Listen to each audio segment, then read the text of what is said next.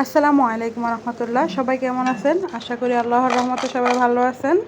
আজকে আমি আপনাদের মাঝে একটি পিঠার রেসিপি নিয়ে আসছি। খুবই সহজ, মাত্র 3টি উপকরণে এই পিঠা তৈরি করা যায় এবং একবার বানিয়ে সারা মাস ধরে সংরক্ষণ করে খেতে পারবেন।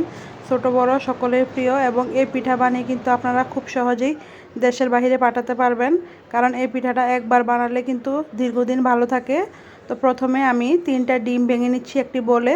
তার সাথে দিয়ে দিলাম 1 কাপ পরিমাণ চিনি, 1 টেবিল চামচ লবণ ও 2 টেবিল চামচ সাদা সয়াবিন তেল। এই 4টা উপকরণ আমি ভালোভাবে মিক্স করে নেব। একদম চিনিটা গলে যাওয়া পর্যন্ত আমি ভালোভাবে মিক্স করে নেব।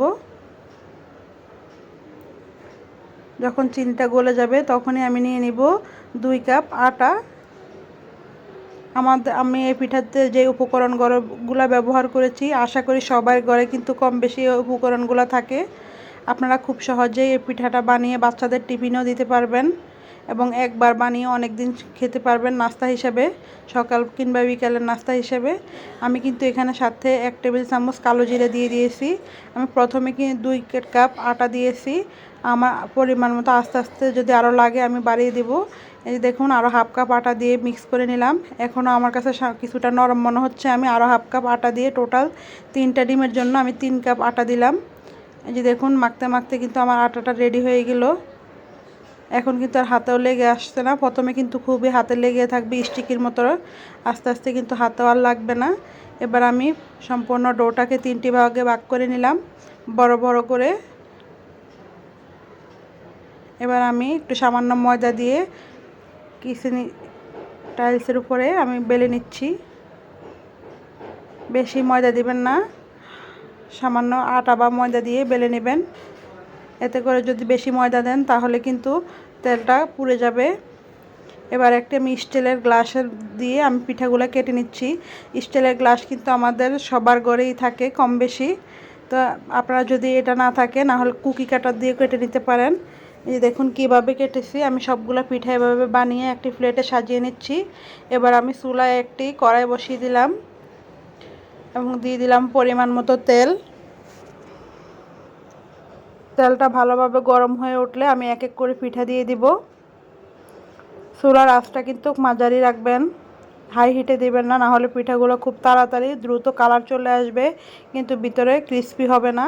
যদি আপনি একটু চুলার লো মিডিয়াম হিটে রাখেন তাহলে পিঠাগুলো সময় নিয়ে ভাজলে ক্রিস্পি ও মচমচে থাকবে, খেতেও ভালো লাগে।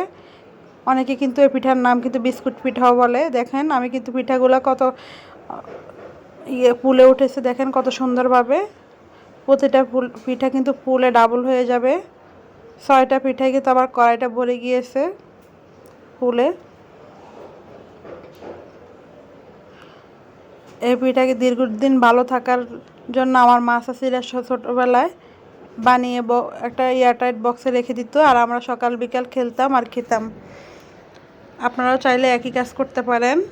এই যে দেখুন, কথা বলতে বলতে কিন্তু আমার প্রথম ব্যাচের পিঠা কিন্তু রেডি, ভাজা হয়ে গিয়েছে।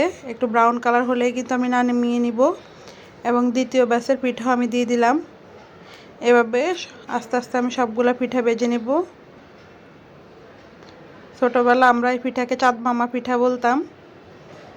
দেখতে চাঁদের মতো এবং খেতেও খুব ভালো লাগে, কিছুটা বিস্কিটের মতো মনে হয়। এভাবে কিন্তু আমি সবগুলো পিঠা ভেজে নিচ্ছি।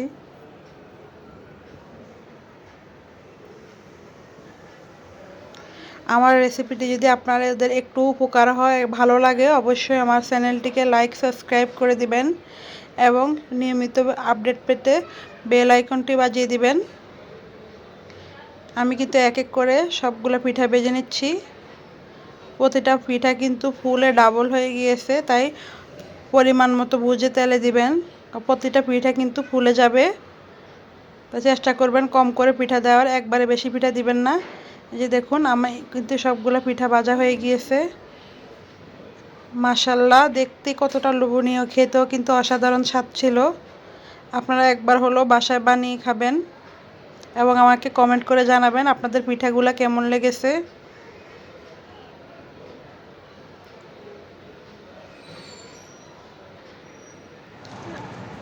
এই যে দেখুন কতটা মসমসে বোঝাই যাচ্ছে শব্দ শুনে। আমি এবার একটা পিঠা আপনাদেরকে ভেঙে দেখিয়ে দিব। দেখুন ভিতরটাও কত সুন্দর কুক হয়েছে। তো সবাইকে ধন্যবাদ আমার ভিডিওটি ধৈর্য সহকারে দেখার জন্য। আমি দেখুন একটা এয়ারটাইট বক্সে ভরে কয়েকদিন রেখে খাবো, তাই আমি এটা এয়ারটাইট বক্সে রেখে দিচ্ছি। তো সবাই ভালো থাকবেন, সুস্থ থাকবেন। আল্লাহ হাফেজ, আসসালামু আলাইকুম।